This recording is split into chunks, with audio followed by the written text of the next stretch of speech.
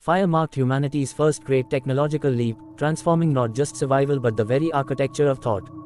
Around 1.5 million years ago, early hominins like Homo erectus learned to control flames, extending daylight into night and forging new cognitive pathways. Tools followed, then symbols, each innovation a step toward minds capable of abstraction and foresight.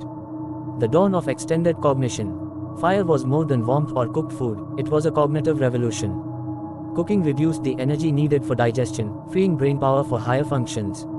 Gatherings around campfires fostered social bonds and storytelling, training the brain in sequential thinking and empathy. Neuroscientific models suggest firelight stimulated visual processing, enhancing pattern recognition, a foundation for later mathematics and art.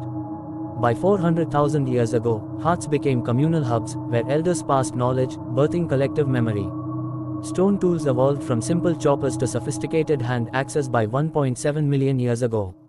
Crafting them demanded mental simulation, envisioning a finished form, planning strikes, and correcting errors. This, predictive cognition, mirrored modern engineering, wiring brains for problem solving. Achuline bifaces, symmetrical and refined, hint at aesthetic awareness, beauty emerging from utility. Tools externalized thought, becoming extensions of the mind. Losing a tool meant losing a thought, sharing one built shared intelligence. Around 100,000 50,000 years ago, symbolic language exploded.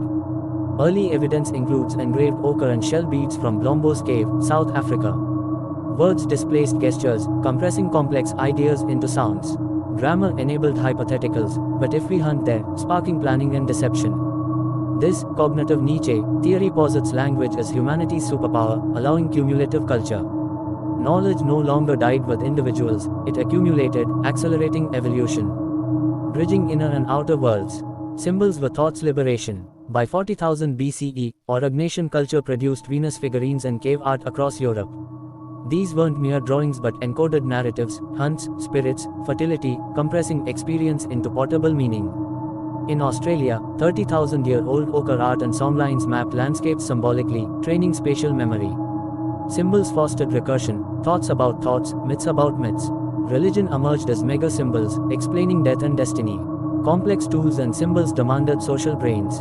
Hunting large game required theory of mind, predicting allies' actions. Division of labor, hunters, gatherers, toolmakers, bread roll awareness, ethics, and status hierarchies. Gossip, per evolutionary psychologist Robin Dunbar, refined social intelligence, with language evolving for reputation management. These dynamics scaled groups from 50 to 150 individuals, the Dunbar number, enabling trade, alliances, and innovation diffusion. Fire, tools, and symbols formed a virtuous cycle, each advanced cognition, which birthed better innovations.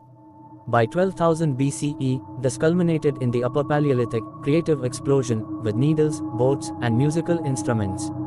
Thought was no longer bound to the body, it inhabited objects and stories. This era sowed seeds for civilization. Minds trained in symbolism hungered for more, patterns in stars, rhythms in seasons. The primal toolkit became philosophy's foundation, proving human thinking thrives on creation.